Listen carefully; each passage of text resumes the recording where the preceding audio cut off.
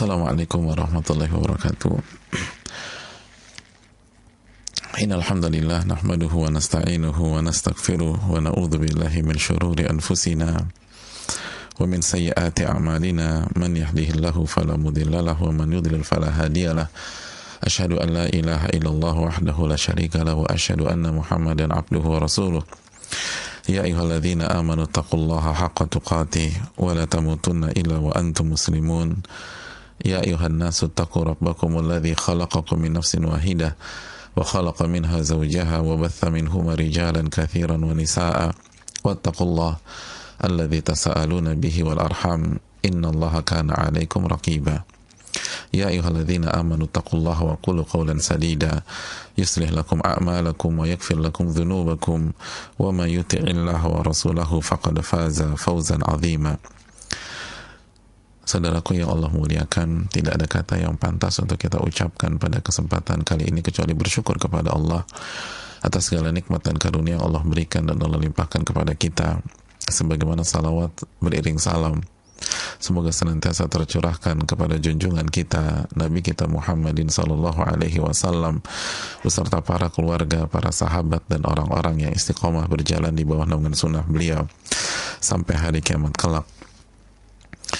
Hadirin yang Allah muliakan, kita meminta kepada Allah Subhanahu wa taala ilmu yang bermanfaat dan kita berlindung kepada Allah dari ilmu yang tidak bermanfaat. Allahumma inna nas'aluka ilman nafi'an wa na'udzubika min ilmin la yanfa'. Ya Allah, kami meminta kepada Engkau ilmu yang bermanfaat dan kami berlindung kepada Engkau dari ilmu yang tidak bermanfaat.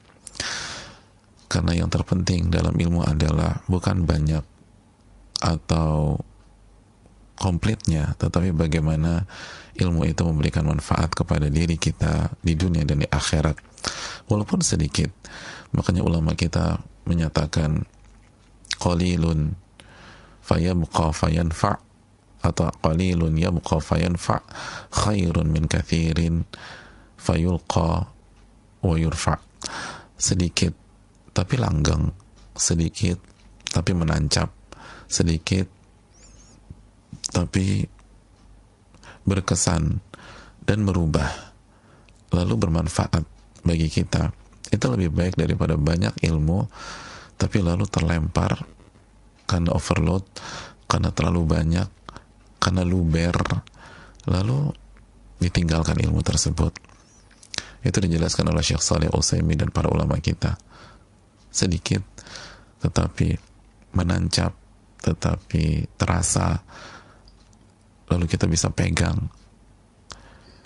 kita bisa jadikan pijakan untuk menghadapi seluruh masalah-masalah kehidupan dan bermanfaat bagi kita. Itu lebih baik daripada banyak tapi hanya kelempar keluar dan meluber keluar dan akhirnya nggak ada manfaat sama sekali. Oleh karena itu, marilah kita bersyukur ketika kita diberikan ilmu yang bisa bermanfaat dalam kehidupan kita.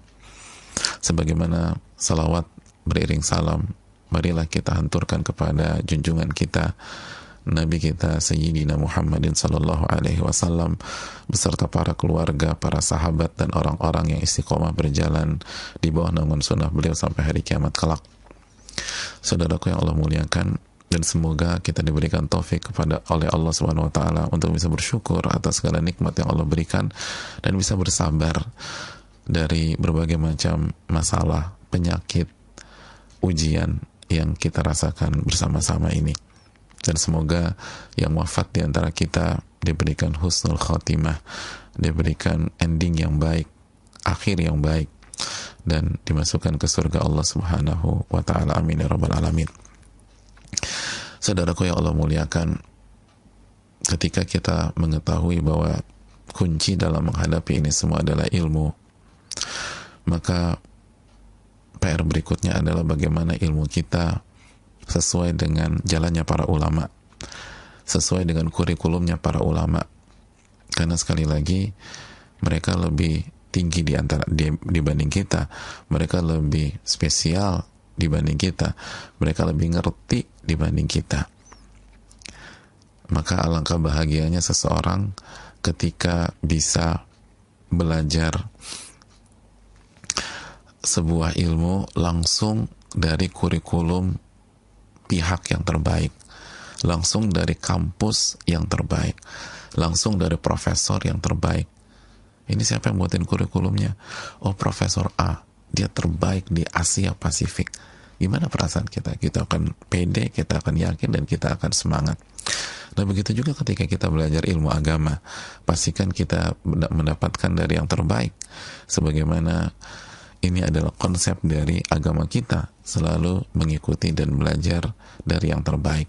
Makanya kita diperintahkan mengikuti Nabi kita Muhammad SAW dan para sahabat beliau, karena beliau adalah Rasul terbaik dan para sahabat beliau adalah manusia terbaik setelah era para Nabi dan Rasul, dan mereka lah yang diridhai oleh Allah Subhanahu wa Ta'ala. Dan kita mengikuti para ulama yang mengikuti Nabi dan para sahabat radhiyallahu ta'ala anhum, dan di antara ulama tersebut adalah Al-Imam Yahya bin Sharaf bin Murri Abu Zakaria, atau yang biasa dikenal dengan nama Al-Imam An-Nawawi Asy-Syafi'i rahimahullahu ta'ala, salah satu ulama besar yang tercatat di dalam berbagai macam buku biografi dan sejarah, imam umat Islam, muftil anam, muftinya Pak umat Islam, dan hujahnya manusia yang hidup setelah beliau, kata para ulama. Dan kita tahu bahwa ini adalah rujukan dalam mazhab Asy-Syafi'i dan bagi banyak para ulama yang lain, apapun mazhabnya. Dan salah satu kurikulum atau buku yang beliau buat untuk kita, yang beliau tulis untuk kita, dan terbukti ampuh dengan taufik dan hidayah dari Allah, dan terbukti merubah wajah dunia menjadi lebih beriman, lebih bertauhid, lebih bermartabat, lebih baik, adalah kurikulum atau buku yang bernama Riyadhus Shalihin, tamannya orang-orang soleh. Dan buku ini benar-benar fenomenal dan benar-benar diterima oleh umat dan dipuji oleh para ulama, sampai-sampai Al-Imam As-Suyuti, salah satu ulama madzhab Syafi'i, mengatakan, wa man tatabba'a atharahu fahuwa ma'a salihin fi riyadin uyunuha jariyah. Dan barang siapa yang mengikuti langkah dan jejak langkah Al-Imam Nawawi, maka ia akan bersama orang-orang soleh di Riyadhus Shalihin. Mata airnya mengalir dan mengalir sampai kita dari tahun 600-an sampai tahun 1441 ini. Jadi barang siapa mengikuti athar itu jejak langkah, atau kalau bahasa sekarang legacy. Jadi barang siapa yang mengikuti warisannya Imam Nawawi dalam Riyadhus Shalihin, dia akan masuk ke dalam golongan orang-orang soleh. Jadi Imam Suyuti rahimahullah, bukan saya mengatakan, bukan seorang ustadz yang mengatakan, tapi Al-Imam As-Suyuti mengatakan, barang siapa yang mengikuti kajian Riyadhus Shalihin dengan ikhlas, dengan mengharapkan wajah Allah dan berusaha mengamalkan, dia akan masuk ke dalam komunitas orang-orang soleh. Dia akan menjadi orang soleh di sisi Allah Subhanahu wa Ta'ala. Ini adalah ucapan Al-Imam As-Suyuti, bukan ucapan saya atau ucapan si A dan si B. Ucapan imam besar dari mazhab Syafi'i. Jadi barang siapa mengikuti legasinya Imam Nawawi dalam Riyadhus Shalihin, mengikuti step by stepnya Imam Nawawi dalam Riyadhus Shalihin, mereka akan masuk ke dalam orang-orang soleh atau golongan orang-orang soleh. Dan itu yang kita inginkan. Itu yang kita inginkan. Dan bisa jadi ini salah satu hikmah dari masalah pada hari ini, dari social distancing pada hari ini, dari COVID-19 pada hari ini. Kita bisa berinteraksi, atau bahkan sebagian dari kita nggak pernah dengar sebelumnya ada buku kayak begini, nggak pernah dengar sebelumnya ada kitab sefenomenal ini, nggak pernah tahu bahwa ranking kedua setelah Al-Quran yang paling diterima oleh umat adalah Riyadhus Shalihin. Dan ini adalah hikmah dari Allah Subhanahu wa Ta'ala kepada kita semua. Dan itulah salah satu bukti firman Allah, fa inna ma'al usri yusra, sesungguhnya bersama kesulitan ada berbagai macam kemudahan. Di antaranya kemudahan mengakses ilmunya para ulama, kemudahan dalam berinteraksi dengan ilmunya para ulama, kemudahan dalam belajar melalui karya-karya langsungnya para ulama.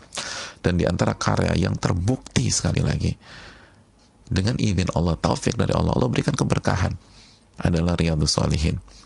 Adalah Riyadhus Shalihin.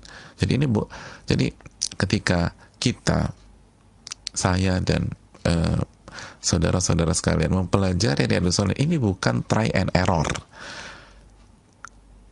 Jadi kita nggak dijadikan kelinci percobaan oleh seseorang yang buat kurikulum, bener nggak ya kurikulumnya? Yaudah kita coba deh, kita kaji, nanti kita lihat hasilnya. Loh enggak. Ini terbukti dari zaman ke zaman. Riyadhus Shalihin, sebagaimana dikatakan Al-Imam As-Suyuti di atas. Oleh karena itu bersyukurlah kepada Allah Subhanahu wa taala dan minta kepada Allah keistiqomahan kepada kita agar kita bisa bukan hanya memulai tapi menyelami dan mengakhiri kitab ini dengan izin Allah Subhanahu wa taala. Lalu semoga Allah memberikan perubahan pada diri kita, iman kita, akidah kita, tauhid kita, keyakinan kita kepada Allah Subhanahu wa taala. Dan untuk jangka pendeknya semoga ini adalah bahan bakar kita menghadapi hari-hari yang tidak mudah ini. Oleh karena itu yang perlu kita camkan. Dan saudaraku yang Allah muliakan, sekali lagi, berbicara tentang sebuah karya tidak mungkin dilepaskan dengan penulisnya atau sosok di balik karya tersebut. Siapa master class-nya? Jadi bicara masterpiece harus bersamaan dengan berbicara master class. Dan nama tersebut adalah Al-Imam An-Nawawi rahimahullah, Yahya bin Sharaf bin Murri Abu Zakaria. Seorang sosok yang sangat luar biasa, bahkan sampai-sampai dikatakan oleh Al-Imam Ibnu Fadlillah, salah satu ulama besar dalam mazhab Syafi'iyah, mengatakan bahwa Imam Nawawi itu kamilun qalla mithluhu fin nasi man kamul. Itu kalau pakai standar manusia, beliau itu sosok yang perfect, sempurna. Tentu saja sempurna bukan maksum dari kesalahan.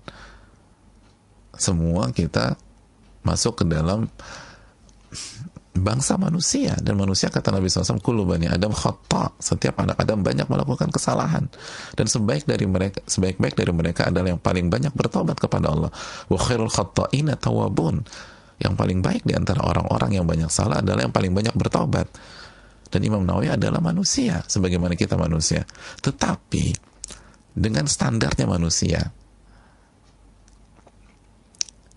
beliau sempurna. Kata Al-Imam Ibnu Fadlillah, beliau perfect. Tapi sekali lagi bukan berarti tidak memiliki kesalahan, bukan tidak memiliki kehilafan. Itu wajar dan itu dimiliki oleh semua pihak. Hadirin Allah muliakan. Tapi masa kita nggak penasaran sih, gimana sih rahasia sosok yang dikatakan para ulama perfect? Subhanallah, perfect, bisa menggabungkan banyak hal-hal baik. Kata Imam Suyuti, abidul ulama wa alimul ubad. Beliau adalah ahli ibadah jika dibandingkan dengan para ulama yang lain. Jadi dibandingkan para ulama yang lain, ini yang paling kuat ibadahnya, atau di antara yang paling kuat ibadahnya. Dan sebaliknya, jika dibandingkan dengan para ahli ibadah, beliau ulamanya. Subhanallah. Jadi alimul ubad wa abidul ulama. Atau abidul ulama wa abidul abidul ulama wa alimul ubad. Kalau dilihat dari para ulama yang jago-jago, beliau salah satu yang paling menonjol dari sisi ibadah. Tapi dilihat dari para ahli ibadah, para ahli Quran, para ahli tahajud, beliau ulamanya. Oleh karena itu hadirin yang Allah muliakan, ini yang perlu kita camkan. Al-alamul fard, kata Imam Suyuti, ini sosok nggak ada duanya, udah nggak ada duanya. Makanya kata Al-Imam Ibnu Abil Fadl, sempurna. Kata beliau sempurna. Bukan Ibnu Abil Fadl, Ibnu Fadlillah, Al-Imam Ibnu Fadlillah, Kamul Ibnu Fadlillah Asy-Syafi'i. Jadi sekali lagi jamaah yang Allah muliakan, ini yang perlu kita camkan bersama bagaimana sosok ini diberikan taufik oleh Allah Subhanahu wa taala, dan sebagaimana kita bahas kehidupannya bisa dikatakan ajaib, dengan usia atau umur atau durasi hidup hanya 45, ada yang bilang 46, ada yang bilang 44, ya sekitar segitulah, 45 tahun, tapi beliau bisa merubah wajah dunia dengan taufik dari Allah Subhanahu wa taala. Makanya sebagian ulama menggelari beliau Muhyiddin. Sebagian ulama menggelari beliau Muhyiddin, penghidup agama.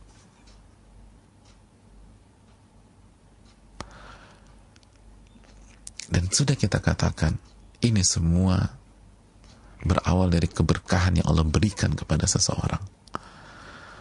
Berawal dari keberkahan yang Allah berikan kepada seseorang. Kalau nggak berkah, tidak mungkin, saudaraku. Makanya sampai-sampai Al-Imam As-Suyuti mengatakan, walaysa 'ala Allahi bimustankar an yajma'al ilma fi wahid. Hadirnya Imam Nawawi di dunia dalam kehidupan kita itu membuktikan tidak sulit bagi Allah untuk mengumpulkan segala macam ilmu dalam diri seseorang anak manusia yang bukan Nabi dan Rasul maksudnya. Jadi bisa, bukan hal yang sulit bagi Allah untuk mengumpulkan seluruh nilai-nilai kebaikan ke dalam satu sosok manusia, walaupun sekali lagi bukan berarti nggak pernah salah. Tapi ini tanda, ini keberkahan dari Allah. Dan ini yang harus kita pelajari. Bukan sebatas mengetahui tahun kelahiran beliau dan seterusnya, walaupun itu penting. Tapi kok bisa ada sosok demikian? Ada sosok bisa nulis atau bisa mencetak 69 karya yang mayoritas bermanfaat bagi umat. Dan benar-benar merubah, bukan hanya sekedar karya, tapi nggak ada yang baca. Banyak buku booming, tapi berapa bulan, berapa tahun, beda generasi buku itu udah nggak dibaca lagi. Beda abad, itu buku nggak dibaca lagi. Siapa di antara kita yang masih baca buku-buku di tahun yang ditulis di tahun 1800-an? Yang ditulis di tahun 1800-an ada? Coba tanya diri kita, saya tanya kepada antum semua, siapa di antara kita yang masih baca buku yang ditulis di tahun 1800-an Masehi? Oke, kalau masih ada 1-2, siapa di antara kita yang masih baca buku, atau yang pernah deh, nggak usah masih pernah baca buku yang ditulis tahun 1700-an Masehi? 1700-an, siapa? Baca buku ya. Mungkin kita menukil teori si A si B yang hidupnya lama, tapi baca bukunya langsung. Tapi Imam Nawawi 600-an Hijriah, sekarang 1441 Hijriah, bukunya masih dibahas.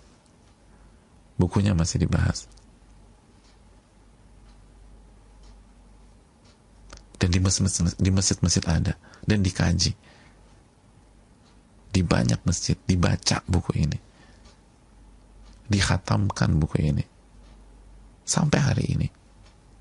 Sampai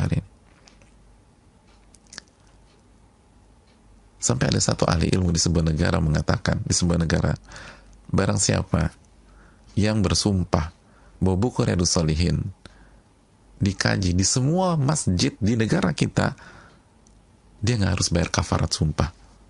Sampai begitu loh. Barang siapa yang bersumpah demi Allah buku Riyadhus Shalihin dikaji di seluruh masjid di negara kita, maka dia tidak membayar kafarat sumpah. Artinya sumpahnya benar. Sumpahnya benar. Ini buku dikaji di seluruh masjid di negara tersebut.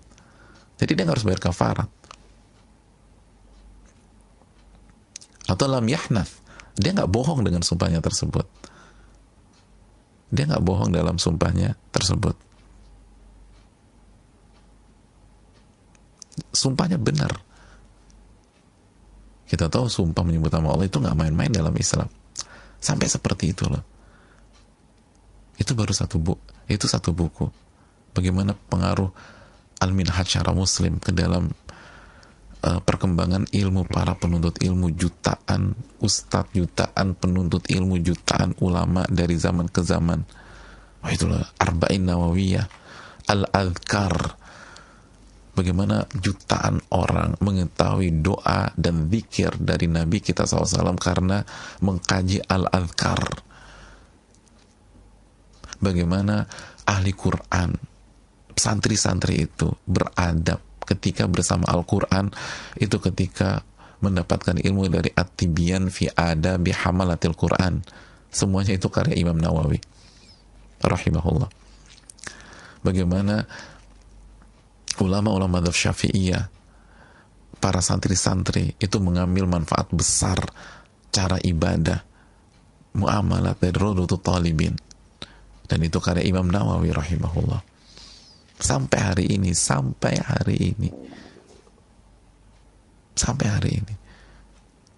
sekali lagi, buat buku ngasal insya Allah lebih mudah, tapi buku yang diterima setia dari abad ke abad, generasi-generasi,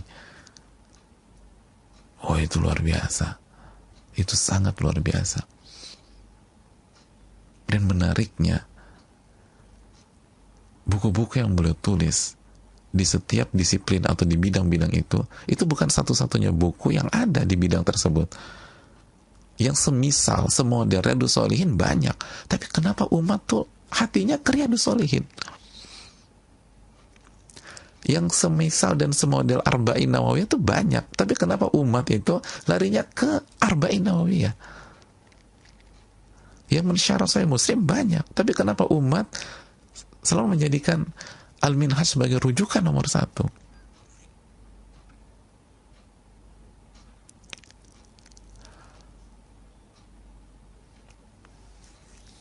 Keberkahan, jamaah. Keberkahan. Lalu apa kuncinya? Dan bagaimana kita menerapkan dalam kondisi kita? Yang pertama, kunci keberkahan Al-Imam An-Nawawi rahimahullah. Yang pertama kuncinya adalah taufik, hidayah. Kalau bahasa sebagian kita, gift yang Allah berikan kepada Imam Nawawi. Ini taufik. Ini yang harus pertama kali kita yakinkan. Memang pemberian dari Allah. Makanya itu yang dikatakan Imam Suyuti. Allah ingin memperlihatkan, nggak sulit bagi Allah kasih level seperti ini ke satu orang aja, gampang. Beliau dikasih fitrah yang baik, hatinya itu dari awal baik, fitrahnya baik, cinta kepada ilmu. Oh, cinta kepada ilmunya besar, saudaraku. Makanya Al-Imam Ibnu Fadlillah, salah satu ulama madzhab Syafi'i tadi, Al-Imam Ibnu Fadlillah mengatakan, wiffiqa lil ilm. Beliau memang diberikan taufik untuk mencintai ilmu dan memiliki ilmu. Wasuhila alaih. Dan bukan hanya diberikan taufik, tapi dimudahkan. Betapa banyak orang cinta kepada ilmu, tapi susah banget dapetin. Susah. Pengen nanya sama seorang ahli ilmu, sama ustadz, nggak pernah bisa. Atau nggak ada ustadz di daerahnya. Atau nggak bisa akses segala macam. Tapi Imam Nawawi rahimahullah diberikan kecintaan, diberikan taufik kepada ilmu, dan dimudahkan. Wa yussiralah, dimudahkan. Wa suyira ilaih, dan dibuatin jalan sama Allah untuk dapat ke sana.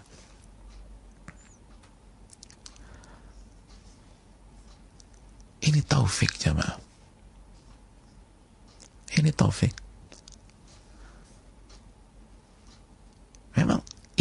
ini sosok dari kecil beda.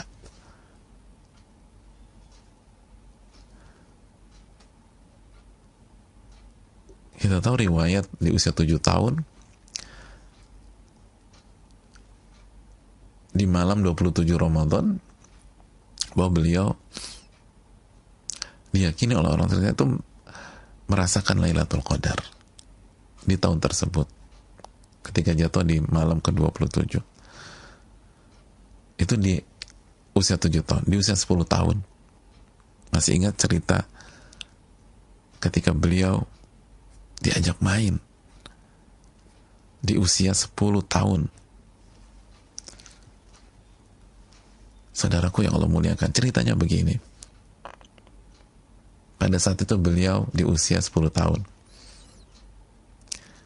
Dan di kota Nawa, di daerah kelahiran beliau, ada seorang syekh. Ada seorang syekh.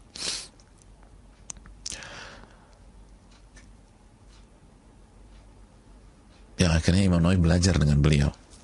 Syekh Yasin bin Yusuf Al-Marakishi.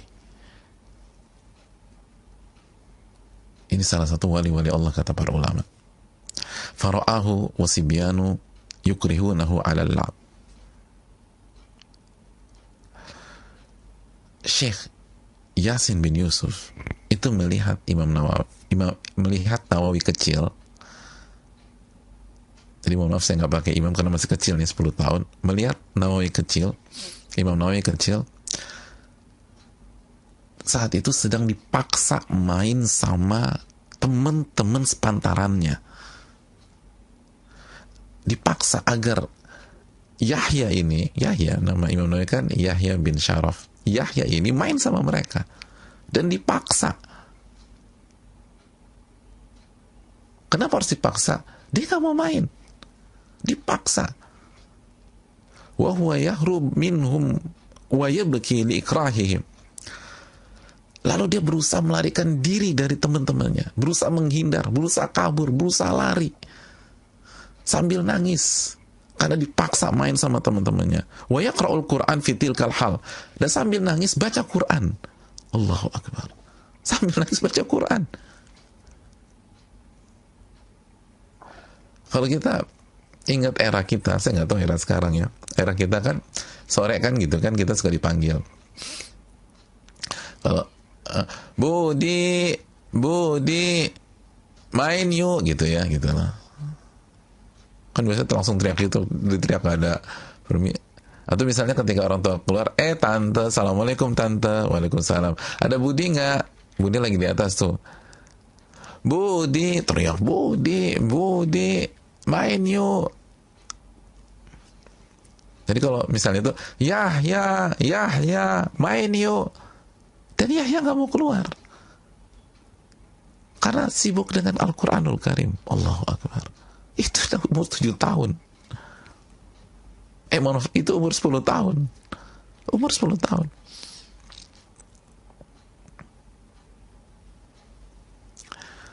Diajak main nggak mau. Kan kalau aktualisasinya kan, tante Yahya mana tante? Begitu Yahya nggak keluar kan dibel-bel. Biasanya kita kan, kalau begitu Budinya nggak keluar dibel-bel. Budi atau ketok-ketok, tok. Akhirnya ibunya Budi keluar. Iya, kenapa anak-anak? Budinya ada nggak tante? Budinya ada di kamar. Boleh kita masuk nggak ngajak Budi main? Boleh, masuk aja. Akhirnya masuk, duduk gitu kan. Terus udah pas dibuka kamarnya lagi baca Quran si Budi. Dipaksa, ayo Bud main Bud. Enggak, aku nggak mau main. Ayo Bud main Bud. Enggak, aku nggak mau main. Ayo Bud main. Enggak, aku mau baca Quran. Subhanallah. Udah nanti kalau bahasa kita, jangan so alim deh lo gitu loh. Udah nih waktunya main-main, jangan so alim, kan biasa kita dulu gitu ya. Ini waktunya main nih. Udah nanti aja baca Quran tuh habis maghrib. Aku juga sama ustadku pada maghrib gitu loh. Aku sama papaku pada maghrib. Udah kita main dulu. Enggak, aku nggak mau. Aku mau baca Quran. Aku mau baca surat Al-Ikhlas. Aku mau baca surat Al-Imran. Subhanallah. Ada di antara kita gitu? Coba angkat tangan. Kalau ada, cepet segera kabari tim. Nanti kita kasih hadiah. Kalau yang punya pengalaman kayak begini, iya beneran ini. Kalau ada yang ketika diajak main atau ngelihat orang lah, ada tuh. Ini kayak adik saya nih, adik saya begitu. Tolong infokan, nanti insya Allah kita kasih hadiah. Siapa di antara kita begitu diajak main nangis? Begitu terus budinya akhirnya berhasil diseret, begitu sampai depan rumahnya kabur dia, bawa mushaf. Terus sambil baca Al-Baqarah. Ada orang begitu? Subhanallah. Kabur. Terus ketemu kan keluar, makasih tante, Budi main dulu sama kita ya. Iya, Bud, jangan lama-lama ya, sebelum maghrib pulang. Sambil muka itu udah berubah, udah berkaca-kaca, sambil bawa mushaf gitu ya. Dia bilang ibunya gitu, sambil nunduk, terus sambil murojaah gitu loh. Terus begitu teman-temannya lengah, kabur si Budi sambil baca Allahu la ilaha illa huwal hayyul qayyum. Ada yang begitu? Allahu akbar. Yahya bin Syaraf seperti itu. Kabur. Budi kemana? Budi kabur. Kejar si Budi kabur. Subhanallah. Dan Budi kabur sambil nangis, sambil sesegukan gitu loh. Sambil sesegukan. Misalnya baca sambil sesegukan, baca idza zulzilatil ardu zilzala sambil sesegukan. Atau al-qari'ah mal qari'ah sambil baca Quran. Subhanallah. Itu apa kalau bukan taufik dari Allah Subhanahu wa taala? Atau misalnya hari ini udah nggak begitu lagi, itu kan era tahun 90 80-an. Hari ini main apa? PUBG ya. Nah, itu. Ayo Bud, main PUBG Bud. Tapi nama Budi kayaknya udah nggak familiar lagi. Kalau nama orang sekarang apa sih? Anak-anak sekarang? Ya pokoknya nama anak-anak sekarang agak-agak ribet-ribet ya. Dia ayo kita main PUBG atau Mobile Legend. Nggak mau, aku mau baca Quran, aku mau murojaah. Atau yang lain pada main PUBG, kepo kan. Ini si Budi ngapain sih di depan gadgetnya komat kamit? Pas dilihat, ya surat Al-Ahzab lagi. Aku pikir lagi main PUBG. Subhanallah. Itu usia 10 tahun begitu. Usia 10 tahun. Subhanallah. Makanya saudaraku yang Allah muliakan, sambil nangis beliau kabur sambil baca Al-Quranul Karim. Dan itu pemandangan yang disaksikan oleh Syekh Yasin bin Yusuf. Apa kata Syekh Yasin bin Yusuf rahimahullah? Fawaqa'a fi qalbi mahabbatuh. Itu begitu aku melihat Yahya kecil demikian, spontanitas dalam hatiku, aku cinta sama nih anak, kagum dia, cinta, mahabbah tuh, sayang sama nih anak. Ini spesial. Dan saya rasa kita semua demikian. Kita bengong hadirin, kok ada anak begitu. Wa ja'alahu abuhu fi dukkan faja'ala la yashtagil fil bai' wa syira' 'anil Qur'an. Dan ayahnya ini punya toko dan selalu membawanya ke toko. Dan Yahya atau Imam Nawawi kecil itu kalau di toko sibuk aja dengan Al-Quranul Karim, sibuk dengan Al-Quran. Makanya kata Syekh Yasin bin Yusuf, Yasin bin Yusuf, fa'ataitu alladhi yuqri'uhu al-Quran fawasaituhu wa qultu lahu. Maka aku cari tahu nih gitu loh, ini anak siapa. Lalu aku cari guru baca Qurannya, guru Qurannya. Lalu kata Syekh Yasin bin Yusuf kepada guru ngajinya, kalau bahasa kita guru Qurannya, hadha sabi yurja an yakuna a'lama ahli zamani wa azhadahum wa yantafi'un nasu bih. Aku mau bicara sama engkau, bicara sama guru ngajinya nih. Ini anak diharapkan akan menjadi orang paling alim di masanya dan yang paling zuhud dari manusia, dan seluruh manusia dan manusia itu akan mendapatkan manfaat dari dirinya. Subhanallah. Jadi bicara sama guru ngajinya, aku mau kasih tahu sama kau ya, Ini anak insya Allah diharapkan akan jadi orang paling alim di dunia dan yang paling zuhud di dunia, dan banyak manusia mendapatkan manfaat dari dia.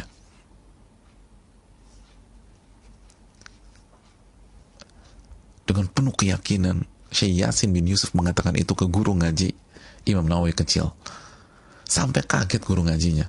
Kata guru ngajinya, amunajimun ant, engkau dukun ya? Gitu. Jadi ini orang apaan sih? Ini orang siapa sih tiba-tiba ngomongnya kamu dukun? Kok bisa bicara tentang masa depan orang? Kata Syekh Yasin bin Yusuf, la wa innama antaqani Allahu bidzalik. Bukan, saya bukan dukun lah, tapi Allah yang menggerakkan lisan saya untuk bicara itu. Artinya ini firasat dari Allah Subhanahu wa taala. Dan kita tahu Ahlussunnah wal Jamaah meyakini firasat orang-orang soleh, firasatnya ulama, orang-orang yang bertakwa kepada Allah. Karena kan kita tahu dalam banyak dalil Allah akan kasih furqan kepada orang yang bertakwa, orang yang berilmu, orang-orang yang soleh. Furqan itu pembeda antara hak dan yang batil. Dan itu yang dijelaskan para ulama seperti Syekh Saleh Al-Utsaimin hafizahullah ta'ala. Setelah bicara sama guru ngajinya, Syekh Yasin bin Yusuf mendatangi ayahnya Imam Nawawi. Siapa nama ayahnya Imam Nawawi? Hah? Ya aku nggak tahu Ustaz. Loh, Pak Syaraf. Kok tahu? Ya kan Yahya bin Syaraf. Namanya anak ayahnya Pak Syaraf. Datengin ke Pak Syaraf. Fadzakara dzalika liwalidihi. Dan beliau ceritakan hal yang sama ke ayahnya. Insya Allah anak bapak ini akan jadi ulama yang paling hebat dan yang paling zuhud, dan manusia akan mendapatkan manfaat dari beliau. Dan ketika bicara sama ayahnya menangkap pesan itu. Ayahnya menangkap pesan itu. Faharasa alaihi. Maka ayahnya benar-benar menjaga, mengawal, sehingga Imam Nawawi mengkhatamkan Al-Quran sebelum beliau balik.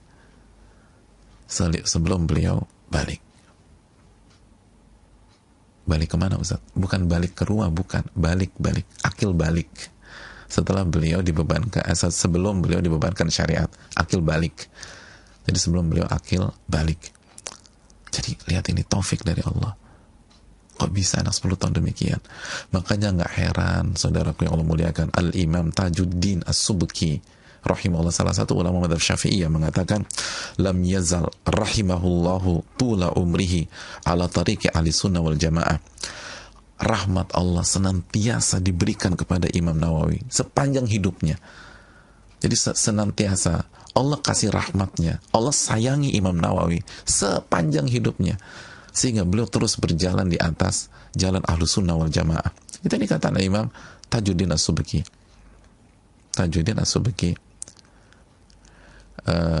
Rahimahullahu ta'ala tentang Imam Nawawi, lam yazal rahimahullah tula umrihi. Allah senantiasa memberikan kasih sayangnya, memberikan rahmatnya kepada Imam Nawawi tula umri, sepanjang umurnya, sepanjang hidupnya, agar dan terus berjalan di jalan Ahlus Sunnah wal Jamaah. Jadi ini taufik dan rahmat dari Allah Subhanahu wa ta'ala. Oleh karena itu saudaraku yang Allah muliakan, pelajaran buat kita ini apa? Jangan pernah pesimis dan jangan pernah malas berdoa kepada Allah. Jangan pernah minta kepada Allah. Minta kepada Allah agar kita diberikan taufik, diberikan kekuatan, diberikan kecintaan terhadap ilmu. Minta kepada Allah agar kita bisa mengamalkan ilmu kita di hari-hari ini. Karena sekali lagi, ini bukan sebatas Imam Nawawi dengan posturnya, dengan fisiknya. Ini adalah pemberian dari Allah Subhanahu wa ta'ala. Dan zat yang memberikan ini semua kepada Imam Nawawi ada pada hari ini. Dan berfirman kepada kita semua, wa idza sa'alaka ibadi anni fa inni qarib. Dan apabila hambaku bertanya tentang aku, katakan aku dekat. Ujibu da'wata da'i idza da'a. Dan aku akan kabulkan permintaan orang-orang yang berdoa kepadaku saat mereka berdoa. Kan jadi kita ini anak dapat dari mana sih kemampuan begini? Misalnya gitu, kita ngeliat ada anak pinter banget. Ini anak dapat ini tuh dari mana sih? Oh, ini dia dikasih gurunya. Gurunya masih ada. Ya gurunya udah meninggal kemarin. Ya nggak bisa lagi. Atau misalnya dia bisa dapat hal itu tuh dari mana? Oh, dia karena deket sama Pak Fulan. Anda kan tahu Pak Fulan tuh orang kuat. Kenal nggak? Enggak. Ya nggak bisa. Kan gitu ya. Lihat, ada anak usia 15 tahun berenangnya jago banget. Dia bisa berenang kayak gini dari mana sih? Oh, itu pelatih renangnya jago. Ah, aku mau belajar dong. Ya, kemarin udah pensiun. Ya, nggak bisa deh. Nggak bisa. Imam Nawawi dikasih Allah Subhanahu wa Ta'ala. Itu yang dikatakan Al-Imam Tajuddin Subki, Al-Imam Ibnu Fadlillah, bahwa ini taufik dari Allah. Dan Allah Maha Kaya. Allah Maha Kaya, jamaah. Jadi mintalah pertolongan, apalagi di hari-hari ini. Insya Allah bisa. Dan yang kasih itu kepada Imam Nawawi mengatakan kepada kita, fa inni qarib, aku ini deket sama kalian. Kenapa kita nggak menghadapi kondisi seperti ini dengan kembali kepada Allah?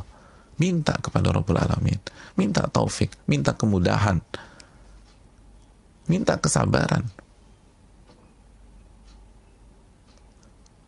Al-Imam As-Suyuti mengatakan Imam Nawawi ini diberikan taufik untuk bisa sabar menghadapi kehidupan yang sulit dan susah.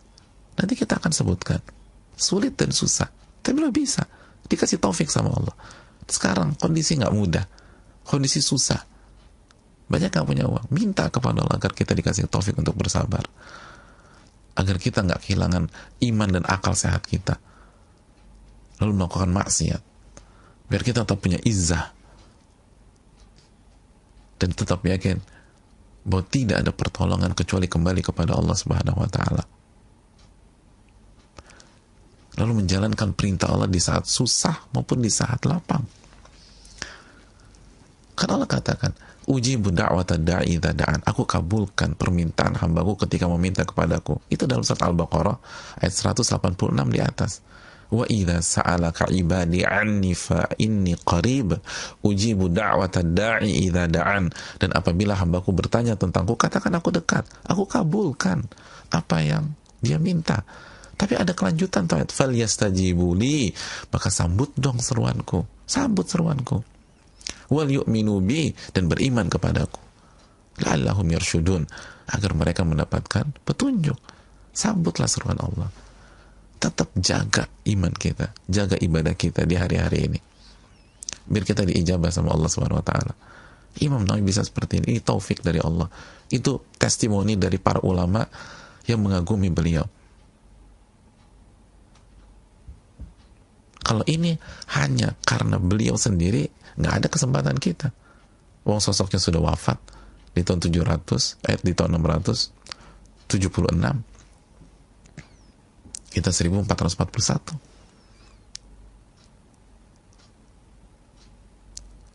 Beliau 676. Tapi ketika ini bukan semata-mata Imam Nawawi, ini taufik dari Allah, ini hidayah dari Allah, ini pemberian dari Allah. Dan Allah nggak pernah nutup pintunya untuk kita. Allah buka terus. Udu'uni astajib lakum. Allah kata, minta kepadaku, aku akan kabulkan. Surat Ghafir ayat 60. Minta taufik, minta hidayah, aku kabulkan.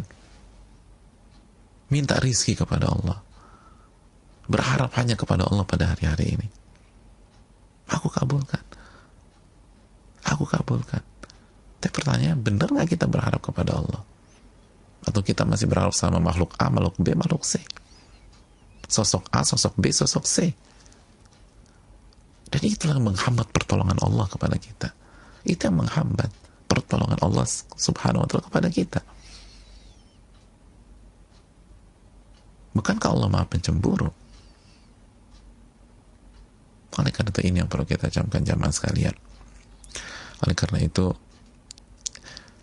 kunci pertama adalah taufik dari Allah Subhanahu wa taala, pemberian dari Allah. Dan justru ini menambah optimisme kita, bukan menambah ciut kita. Oh, nggak mungkin loh. Kan yang ngasih Allah. Anda roknya siapa? Allah. Ya udah sama. Cuman kita nggak minta sama Allah. Kita kurang sujud sama Allah. Kita kurang ngerengek kepada Allah. Nanti kita jelaskan kenapa sampai Allah menyayangi Imam Nawawi dan Allah selalu memberikan rahmatnya kepada Imam Nawawi sebagaimana dikatakan Al-Imam Tajuddin As-Subki. Nanti kita apa yang beliau lakukan. Dan itu insya Allah kita bahas. Biar kita yakin benar-benar bahwa ini Riyadhus Shalihin nggak main-main. Ini yang bisa saya sampaikan pada kesempatan kali ini. Dan insya Allah kita pelan-pelan, satu-satu. Dan ini bukan hanya cerita dan dongeng, ini real. Dan yang paling luar biasanya juga, bahwa kunci berkahnya beliau itu bisa kita terapkan. Walaupun mungkin tidak selevel beliau. Mungkin nggak selevel beliau. Ya jelas ulama bilang, kamulah. Beliau tuh sempurna, ya kita siapa? Tapi paling nggak kan, khususnya di hari-hari ini. Dan itu yang terpenting, ambil ibrah dari perjalanan ulama-ulama besar kita. Ini ulama luar biasa, saudaraku yang Allah muliakan. Oleh karena itu jamaah sekalian, pelan-pelan lalu ambil ibrahnya. Ternyata yang memberikan ini Allah Subhanahu wa taala. Dan Allah tidak hanya memberikan kepada sosok besar yang bernama Yahya bin Sharaf. Allah juga menawarkan itu kepada Anda, kepada engkau wahai saudaraku, kepada kita semua. Ini bukan khusus untuk Al-Imam An-Nawawi rahimahullahu ta'ala semata. Ini bisa disampaikan. Semoga bermanfaat. Dan kita akan lanjutkan tentang beliau di seri besok insyaallah ta'ala. Baru setelah kita bicara tentang beliau, baru kita masuk ke kitab Riyadhus Shalihin insyaallah ta'ala. Semoga bermanfaat. Subhanakallahumma wa bihamdika, la ilaha illa anta, astaghfiruka wa atubu ilaik. Assalamualaikum warahmatullahi wabarakatuh.